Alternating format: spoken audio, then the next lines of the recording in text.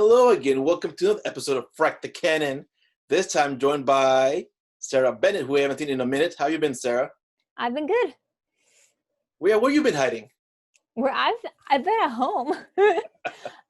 You did shows about things I don't watch recently, so. And whose fault is that? Okay, I did not. I had a childhood where I was only allowed to watch 1 hour TV a day, so. I think those are great parents because I watched a lot of TV. Alrighty. And then the hostess with the co-hostess with the mostest, CJ McCree from Milwaukee. What is up, good sir? How you been? Yo. I've been all right. Alrighty. So what we're going to talk about is, first of all, before we go on, the drinking game. Has anyone done the drinking game? No? Okay. Well, same rules apply. Every time we touch our face, say or like. Let us know in the comments below. Don't forget to subscribe and like. So this episode, we'll be talking about Comic-Con at home. It is that season for us nerds, the mecca that is Comic-Con. And we all know with COVID-19, I think got canceled, but they did a at-home version, which I personally was whelmed. I was overwhelmed. Like just a reference. It was I saw a few panels. I saw the Star Trek Lower Decks panel. I watched Bill and Ted 3. For some reason, I really want to watch that movie. I don't know. I'm not the biggest fan, but I really, really want to watch that movie. And something that I've been wanting to watch for the past 2 years, New Mutants. What did you gals and guys watched? What do you want to tackle first? I don't know. Why don't you talk a little bit on what you discovered, like New Mutants? I'm interested to hear about what you. So with New Mutants, it was interesting because it was a lot of them joking, pretty much saying, "Oh, are we finally going to see it? It looks like we're finally going to." Like they were making that joke themselves that, "Oh, it's finally coming out. We're finally going to see it." Hopefully, fingers crossed. Like this movie seems cursed, but I think it's very cursed. It was supposed to come out over a year ago. 2 years ago. It was supposed to come out 2018. April. It was supposed to come out for my birthday era, kind of. I'm like, we should do this for my birthday. We should go to the movies and see that. And I think I told you that, Sara. I'm like, you said you'd be down, but then it got pushed back for unknown reasons, right? And it was interesting hearing them talk. I'm like saying who they're playing and everything. The one thing that I did catch that struck a chord with me was that actress playing the doctor. She plays Dr. Cecilia Reyes, and the only reason why stuck out to me was that I read that issue where that character, along with Colossus, finds a cure for the legacy virus. And she's there when Colossus injects it in himself and dies. So I'm like, I know that character. I know who she is. Okay, cool. Besides the New Mutants. Because I knew Wolfsbane, because I guess she's appeared a couple times in the main X-Men books. But in Cannonball, I've seen Cannonball in Evolution and in some of the comics. But I don't know who the Native American chick is. Sunspot, I know him because he also appeared. But that's it. I'm like, I don't know much about. And then apparently they're using this classic storyline called Demon Bear, which I have known nothing about. But I don't want to read it because I'm like, I want to go in. I'm thinking out of CJ's book. I'm like, I want to go in blind, surprise me. I don't want to. I don't want anything. But I did see they did show the first 2 minutes of the movie, and they showed the minions. Reminded me of this character called Smiley. There's a movie CJ worked on. I'm thinking your story, CJ, and that character's face looked like that movie he worked on. I'm like, dude, I'm like, CJ, these guys look like that people that movie character. But it was interesting. A lot of it, but again, it was just them mostly joking about the movie finally coming out and what they did, what they went through to become that character, get that physique. But the one thing I want to see, and I hope this won't for me yet, is if we'll get Magic make a reference to or say that she's related to Colossus. But yeah, that's I'm like, okay, this is cool. It's interesting. Yeah, I'm really interested in New Mutants just because the problem with doing X-Men movies, period, is that there are so many freaking X-Men. You know what I mean? Like, and Yes. It's like there's like as many X-Men as there are like Pokemon. You know what I mean? Like, and every X-Men is like somebody's favorite. You know what I mean? So it's like you can never truly like please everybody when it comes to doing X-Men. So what I like about New Mutants is that it's like these kind of like offbeat, like mutants that you wouldn't really think of that you would see in a movie or in another media, like Wolfsbane. I am familiar with because she was in X, one of the redos of the X-Force comic. Right. Yeah. And yeah, just these other little characters like Magic, like you were saying, you know what I mean, it's like Colossus' sister. Yeah, I'm interested in that because of that. Sarah. Yeah, well, I'm cautiously excited for this movie. I mean, X-Men was actually how I got into Marvel, because I've always approached the comic book universes from a movie. Like, I always watch a movie and I'm like, oh, I like that, and then I get sucked in. So the original X-Men movie is actually how I discovered Marvel in general. So I'm excited, though I'm also worried, because since it has taken so long for it to come out, to me that seems like maybe they tested it and people hated it, and so they did reshoots or something. Though also I don't really know much about the New Mutants. Like, most of my knowledge is based on Wolverine, because he was always my favorite. So Yes.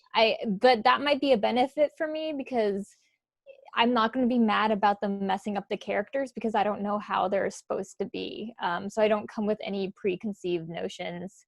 I know, René, we had this conversation about how I like Runaways, but you hate it.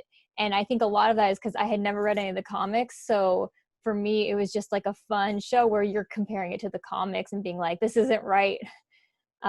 So we'll see what happens when we actually are able to see it. Runaways. I forgot about the show, to be honest with you. And I remember CJ let me the comics, and I'm like, this is cool. But again, yeah, I would just. It is iffy too. I'm not always like a slave to the source material. But for that one, I'm like, no, you guys messed it up. This is not Runaways. But well, CJ's the authority on Runaways. How do you feel about? We'll come back, but right now, just a little deviation. A little segue. I think I know I've talked to some people about how I feel about Runaways, because I'm a huge Runaways fan. If you guys didn't know, if I haven't already said this, I'm a huge Runaways fan. Like, I discovered the comic, and like it really took me by surprise, and like I just ate it all up. And like it's one of the only comics that like I almost have the entire like run of it. I don't have everything, but I almost have like the entire run of like of Brian K. Vaughan's run on Runaways, which is excellent. If no one's if you haven't read it, read it. It's great. It's like, I mean, it's like teeny superhero fun. You know what I mean? It's cool.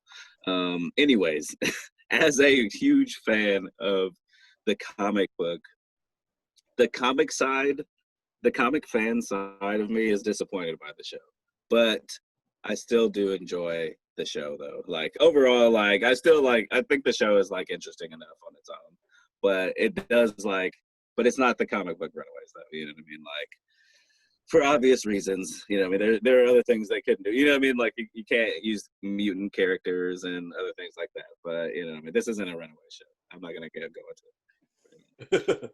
So yeah, but I know, and that, just touching on TJ said anything by Brian K. Vaughan I've read, I've always been floored by. Runaways, his Ultimate X-Men run was amazing.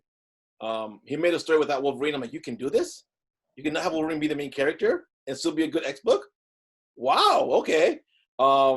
Ex Machina Saga is amazing. I recommend anything by Brian K. Vaughan. I recommend you read. Back to what is Comic-Con. What did you watch? What did you guys watch that you want to talk about? There are other two panels that I want to talk about, but we'll go on that later. Well, I saw oh, go ahead, CJ. All right. Yeah. Sure. I'll just segue into it. I watched a little panel on a show for Hulu called Hellstrom. It's a Marvel show. It's like a supernatural, like horror type show. Sometimes I'm like really into those, so I don't know, maybe like this will be cool. It's like kind of in the vein of like Constantine or the show Supernatural. And I don't know much about the character Hellstrom, which interests me in it, sort of, you know what I mean? When I don't really know that much about a character, I feel like I can enjoy it more, kind of like Sara was alluding to earlier about, I forgot what we were just talking about, but whatever that was. But yeah, like I don't know much about the character, so I feel like I can I can have an interesting time watching the series. So I watched their panel, and they were kind of talking about like, you know, the bit of how they shake things up, their surprises to watch out for, and all that. So it seems interesting, but I mean, I won't lie. The trailer that I watched, didn't do it for me, I guess. But it doesn't like make me not want to watch it. It's just, I don't know. I don't really like pilots anyway. Like pilots it takes me a while. Like I got to give a show like a 3-episode chance at least. Like, yeah. But it seems interesting. I'm interested in Hellstrom. So. All right. I just know I think, is he the son of Satan? Is that what that is? Yes. Yeah, they say he's the son of Satan, but that's like pretty much all. They were like trying to be really cagey about like details, you know what I mean? Like even though like the producer of the show was like saying like, if you do your homework on the comics, you might have a pretty good idea of what he could do, but he was like, the way he was wording it seems like, this will be like definitely their own take on the character. And so maybe like they look to the comics for inspiration, but it'll probably be somewhat different. Homework, frack that noise. I was kidding. No, it's interesting. I think I have an idea. I'm like, because I remember, and we mentioned this earlier, I think it was part of a Ghost Rider Hellstrom, kind of a satanic motif for a minute, and then I guess they got rid of Ghost Rider, but Hellstrom is the one that survived the chopping block. So, all right, I might check that out. It sounds interesting, but I'm not really like, I can live without it too. I don't need to know what's going on. All right, Sarah. I think my favorite panel was actually the Mandalorian and his mini gadgets. Ooh, do tell. Okay. Yeah, like I don't usually, when I go to Comic-Con in person, I don't usually make it to those panels because of course I want to go to the big panels where they make huge announcements and give out swag and show us exclusive footage, and I get to see big celebrities. But this one was fun because they were talking about all like the science behind the Mandalorian, which I've always been a fan of science. But for me, it was funny because it was this weird juxtaposition of the filmmakers made something up because it was cool or they needed it for plot reasons. And there was like no science behind it. But then all of a sudden these like nerds get on it and like, how would this be real? And so it's like they take something that's not scientifically based at all and then basically try to explain it with science. Like the big one they were talking about is his disintegration ray that he like kills people with, and they were trying to discover the science behind it. I'm like, and the whole time I'm sitting there, I'm like, no, it's like that because it looks cool in the show. Like they're like, well, when people disappear, they turn into dust. So obviously it vaporizes the bonds between the atoms in their bodies. And I'm like, no, I'm pretty sure it's just there because it looks cool when he shoots people and they just like, but it was very fun to like have them talk about like, if this was real, this might be how it would work. So it was very fun to listen to and see what they said. Somebody's gonna build that disintegration rate. You watch, like put it down. No, it's funny because I remember my teacher when I was in elementary school or whatever, they did that too. They're like the science of the teleporter in Star Trek. I'm like, wait, it can happen. It's not just make believe. But that's actually kind of cool. I should finish that show. I think I have 2 episodes left of The Mandalorian. Yes. Here's my geek card. Take it. All right. Anything else that you want to mention, Sarah? I also saw the NASA panel. So NASA had its own panel about traveling to Mars and what they're doing to get there and what basically their plan is. And it was hosted by William Shatner, which I'm not sure he was the best host. Why? Well, how do I put this? He's kind of a grouchy older gentleman. But like he was definitely interested in the topic, but some of the like it wasn't very like science-y based conversation. He's an actor interviewing scientists. And so I felt like if he had come in with a little more science knowledge, it might have been a little bit better. Okay. But like that to me was cool because it was like real, like and there was like legit an astronaut or 2 astronauts actually. One of them was a female astronaut there, talking about we're planning to go to Mars, and how soon that's going to happen, and how they're going to function when they get there. And I kept having flashes of the movie The Martian based on what they were talking about. So it was just very cool to have that connection too, and have it be something that's real, that's really going to happen. So how soon is that going to happen? I think they said 2024. They're hoping to get close to having someone on Mars. But the whole thing is like they're trying to launch people to the moon right now so that they could get used to living on the moon, and then maybe use that as either a pit stop to get to Mars, or go to the moon and practice living on Mars. Yeah, but they're really interested in going to one of the pools because there's frozen water there, and just seeing if, what they can find about living there. That reminds me of a little bit of what's that called? Space Force on Netflix. I'm like living on the moon. But that reminds me of someone when I was at KMBT, some off topic again. Someone came in to do his application to try to become an astronaut to go to Mars on Elon Musk's thing. Was he at all mentioned in the panel? I don't think so. They did talk about astronaut school though, and how insane it is. Like, you have to train to be an astronaut longer than you have to train to be a doctor.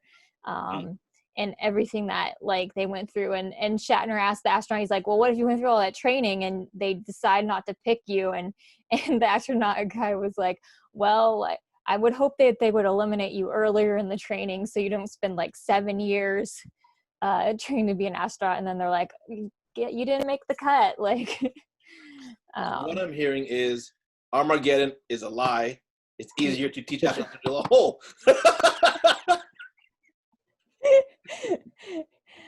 Yeah, if you didn't already know that. Michael Bay, how dare you? Hey, Homer Simpson went to space, buddy. That's true. Oh, there you go. Homer Simpson went to space. All right. I mean, to be fair, they sent up a monkey one time, so. And the dog too. And a dog, so. Those Russian comrades. I'm sorry. Maybe they could send up some miners to blow up an asteroid. Wait, miners or miners? Like the miners. Okay. Weren't they like miners in Armageddon? They were yeah, or whatever, construction workers. Yeah. Whatever. Ben Affleck and Bruce Willis. That's all I remember. Bruce Willis, yeah. Do miners even still exist? Is that a thing still? That's a great question. That is a great question. I believe the answer is yes. We have a lot of coal powering our country. All right, Sarah. How was the Picard panel? I love the Picard panel. To be fair, like, I have not seen any of the show, and that's my personal gripe with CBS All Access. Like, I already have 4 streaming services. I'm not going to pay like $12 or $15 extra a month for an extra one, but I really want to see Picard, and actually like all the Trek franchises they have on there. But I've actually been in the shelter in place, I've been rewatching a lot of Next Gen, which has been really cathartic for me, because like everyone, like it's how society, how we want it to be. Like, I love watching the episode and someone makes a mistake and everyone's just like, oh, that's okay, we're all gonna fix it and we don't blame you and you were just doing your job. Or like, if something goes wrong, they're like, well, we'll just find another way. Like, it's so hopeful. Mm-hmm. And even the interactions between the characters, it's all comes from a place of respect and understanding, and I feel like that's something that's really missing right now. So then to watch the Picard panel and see these actors who played these iconic roles was just, it was like a special moment for me, because I was like, they're still here, they're still with us, like they're making more. I haven't seen Picard, so I'm sure it's different, it's more grittier, because Trek has changed in the last however many years, but it was just like, I felt like those people are a part of my life, and to see them again, even in this new situation, was very fun. And they interacted like how I wanted them to be. They were fun with each other, and yeah. I've seen the Next Gen cast at Silicon Valley Comic Con, and they're very friendly with one another. They're very like familial, like a family, like brothers and sisters. I did see Picard. I finished it. Did you finish Picard, CJ? Yeah, I finished it. All right, so I'm gonna tell you what I thought it started off strong. I started, oh, this is a different sort of Starfleet of that world we've never seen before. We're outside of Starfleet, we're outside of the Academy, we're going into the rest of the world, and I thought it would start off strong. And then by episode 4 or 5, myself, I'm like, wait, where are you guys going? It seemed like they were lost to me. And then by the time it ended, I'm like, I was not what I wanted, it's not what I expected, it's not what it to me was they set up to do. I was disappointed. But I'm like, all right, well, season 1, well, maybe they're still finding their footing. But hopefully, it sounds like you said season. Did they say anything about season 2? Like, do you know anything about season 2, Sarah? It's coming out. I did, honestly, again, since I haven't seen it, like that wasn't that big of a draw for me. For me, it was very much seeing these characters who I love and getting them back together again was very fun. What did you think, CJ, about Picard? I mean, it was all right. Like, I mean, I would echo a lot of the things that you had to say. Was I disappointed? I mean, maybe a little bit, but like not too much. At the same time, like, I don't know, I could enjoy it for what it was. Kind of, it was different, but it still kind of emulated the things that I liked about the character. You know what I mean? Like, I don't know. That's what threw me off though about Picard was that like this, like you in Next Gen, he was so by the book kind of guy, and now he's kind of going against that. So I'm like, and it was hard for me to make that jump with them to be like, all right, does that make sense? Like part of the story though, like, you know what I mean? Like, it's like you take a character that's like you said that you know as one way, and then you make them different, and then you explain why there's a difference. You know what I mean? Right. Which I kind of feel like they did. You know? Yeah. Like they're like, this is how this character progressed. You know? This is true. Yeah. I again, overall, I need to watch it. I haven't watched it. I said I would watch it again, but I still need to finish Discovery season 2, which I'm liking. Did you watch Discovery season 1, Sarah, or no? I did. I was able to rent it from the library. So what did you think? It was. I liked it and I didn't. Like, ooh. I know they're trying to bring Trek more modern, but like just to watch people swear and like it wasn't completely the spirit of Star Trek that I remember. That threw me off so much too. Yeah, it's like Star Trek was always this uber polite and respectful. Like they almost weren't real people, but they still had like humanity and characteristics. But it's like the most polite.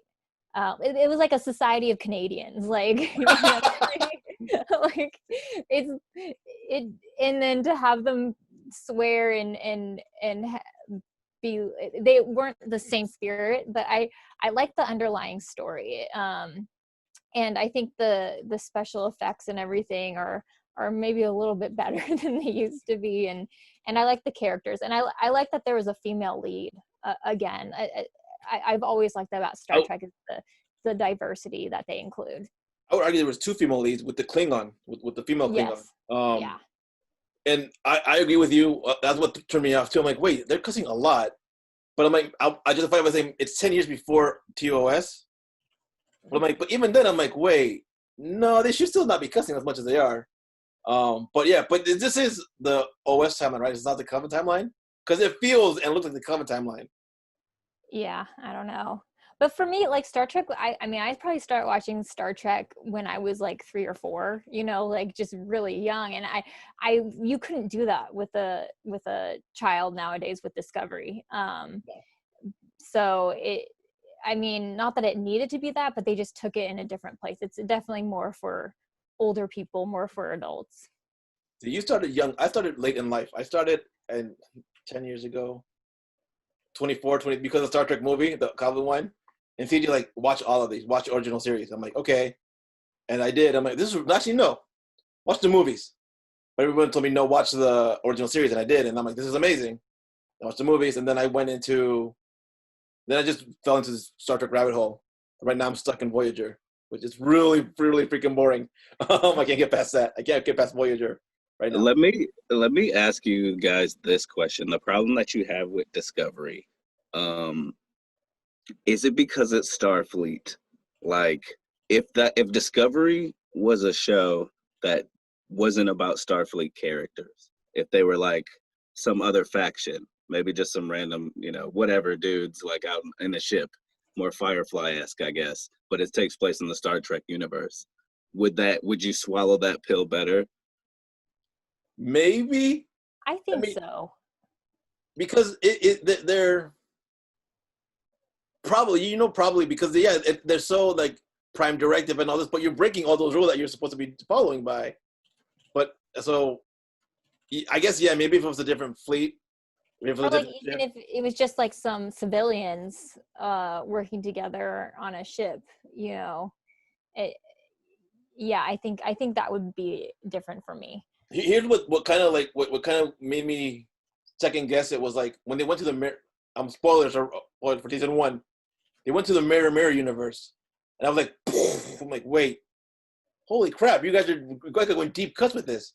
And that's kind of where I'm like, okay, maybe if you started there and then came this timeline to this parallel universe, I just saw it a lot better than just because what is it called for the Mirror universe? What is the Federation called?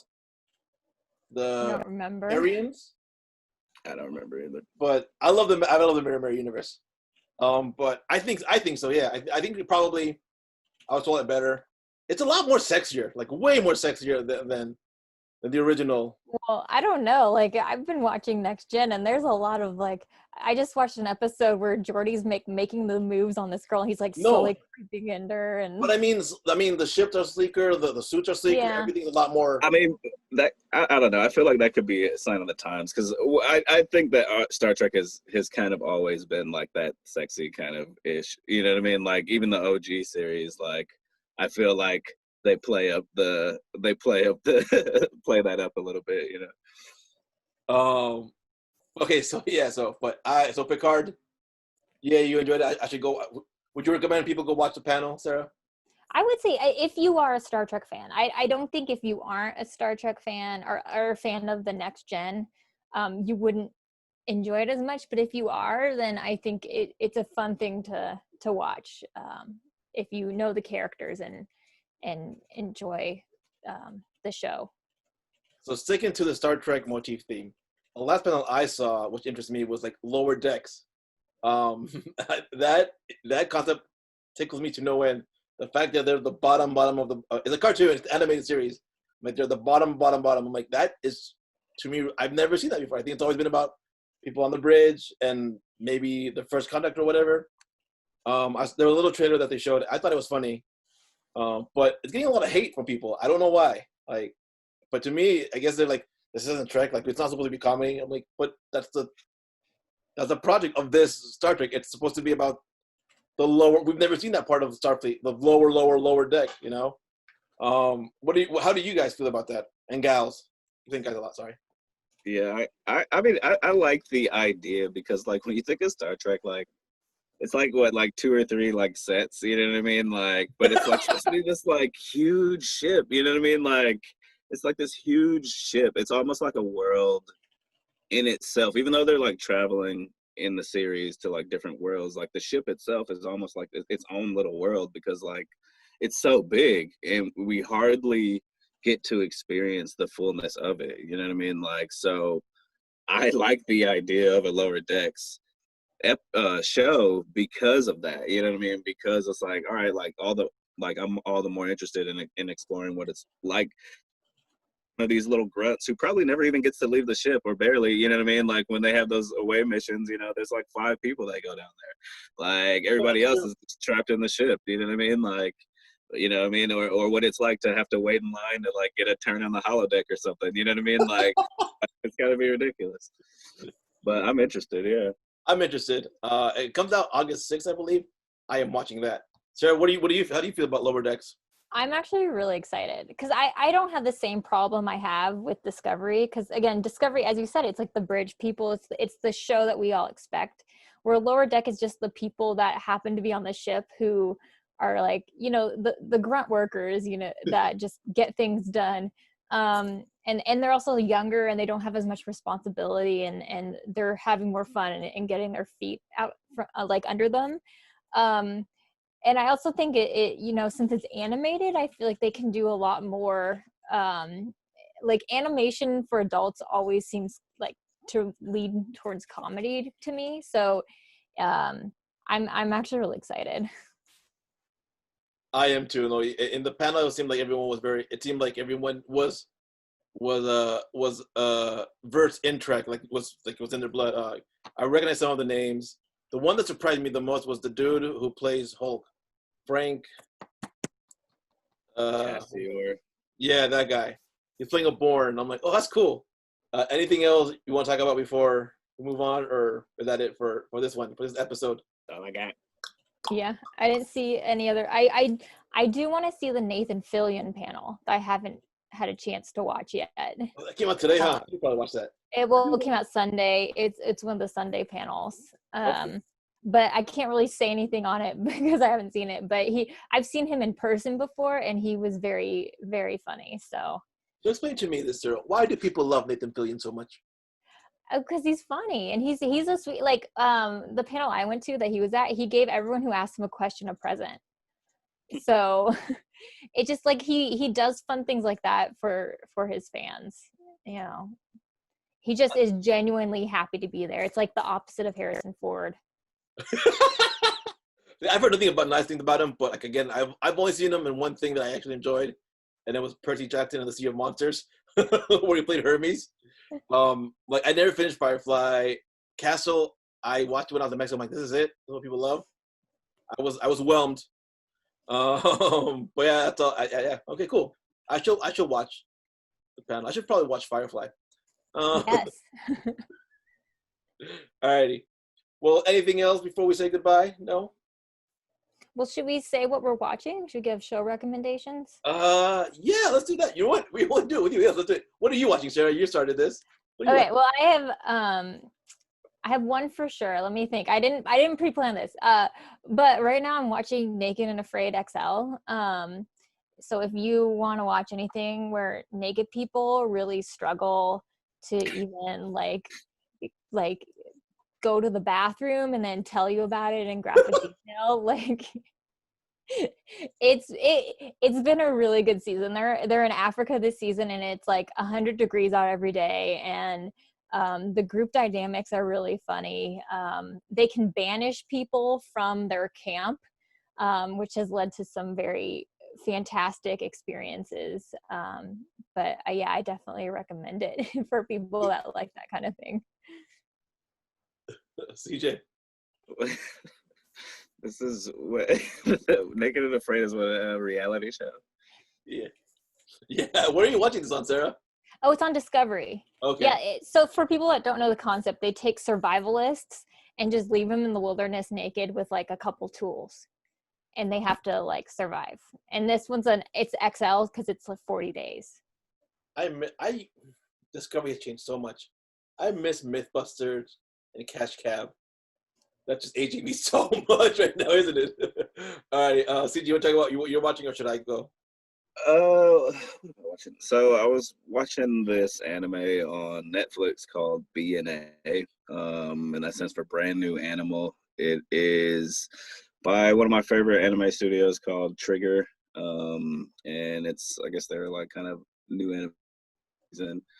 It's pretty cool. I think it's not one of my favorites of theirs. They have anime on Netflix as well that I like a lot more. Like Kill La Kill is freaking awesome, and what is that other one? Darling in the Franxx is pretty awesome too. But B&A is pretty cool. It's basically in this world there are like, it's kind of not unlike how mutants are treated in X-Men. There's what are called beastmen, and they're pretty much like what you might imagine that is. It's like, I don't know, like sort of anthropomorphized animal creatures kind of that are kind of like look like human mixed with some sort of animal, you know, I mean, something like Ninja Turtles or something. But they pretty much live like separate from humanity because there's like a lot of like racial tension. And one of the main characters used to be human, but she kind of finds herself waking up one day as a beast man. and it's kind of revolves around her. You know, she first has to escape to like the Beastman City, but then they kind of want to keep it quiet because that's actually a really big deal politically. Like if these two races that hate each other find that they can kind of become the other one, that's kind of politically a big deal, and a lot of people would want to like sort of either exploit that or like get rid of that issue. So it's an interesting anime, I should say. It's cool in a brand new animal. All right, so I'm watching a couple of things. I did on my list. So I added that to my list of BNA. So I will be watching that. So what I started watching a couple of things. I'm watching The Magicians, which is I'm kind of struggling through, but one of my friends, she loves it, so I'm gonna watch this. I have something to talk to you about besides Frasier. And then I started watching and the other show from Power Rangers, the Japanese version of Power Rangers, called Super Sentai Strongest Battle. It's a 4-episode special where they get all the teams together to fight one another, and they have to fight for this gem to make a wish or whatever. And it's the last 5 teams I think that they got teamed up together, and they're fighting the other Rangers to fight. It's very Japanese, but I like it. As you all know, the other thing I'm watching is Cursed and Warrior Nun. And Cursed intrigued me because it seems like, from what I understood, because I had to watch it a couple times, and I'm still not sure I'm understanding it correctly, is that it's about this witch who got Excalibur 1,000 years before Arthur did, and her journey through that. And the Warrior Nun, just again, as you know, I'm Catholic, take a shot. It's about these girls who, again, from what I understand, they wake up, they're brought back to life, or they're hiding, and they become nuns. They're nuns who fight demons, but they're in that Constantine style, like the 2005 Keanu Reeves Constantine. They're fighting with these magic guns, these blessed guns and stuff like that. I'm like, so metal. This makes church so much more interesting. But yeah, that's what I'm watching. I'm watching those 4: Magicians, Super Sentai Strongest Battle, Cursed, and Warrior Nuns. Warrior Nun seems right up my alley. I think you would enjoy Warrior Nun. From what I saw, just that I'm like, this is a CJ show. But yeah. Alrighty. Well, thank you for joining us, Sara. Thank you for joining us, CJ. Remember to like and subscribe. We'll see you next fracking time. Same fracking channel. Frack off.